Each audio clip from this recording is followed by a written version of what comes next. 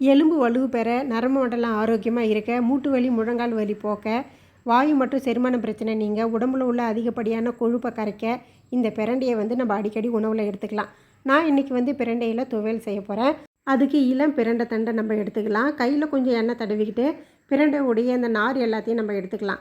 பிரண்டை உடைய இந்த நுனி பகுதியில் உள்ள ஒரு 3 கணு இருக்குல்ல, அதில் நார் எதுவும் எடுக்க தேவையில்ல, அதை அப்படியே போட்டுக்கலாம். பிரண்டையுடைய இலையும் நம்ம சேர்த்துக்கலாம். இந்த பிரண்டையை க்ளீன் பண்ணி எடுத்து வச்சுக்கலாம்.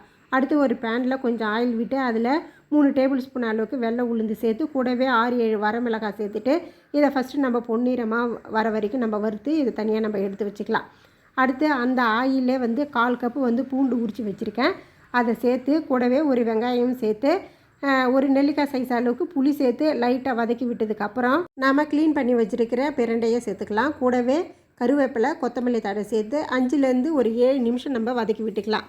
இது நல்லா வதங்கினதுக்கப்புறம் இதில் பார்த்திங்கன்னா ஒரு 1/4 கப் அளவுக்கு துருவின தேங்காய் சேர்த்து ஒரு நிமிஷம் இதை வதக்கி விட்டு எடுத்து நம்ம ஆற வச்சுக்கலாம்.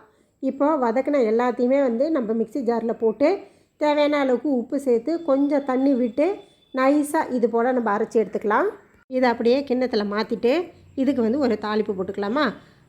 பேனில் கொஞ்சம் ஆயில் விட்டு கடுகு சேர்த்து பொரிஞ்ச உடனே வரமிளகாய், கருவேப்பிலை போட்டுட்டு இதை அப்படியே பிரண்டை துவையலில் நம்ம போட்டுக்கலாம்.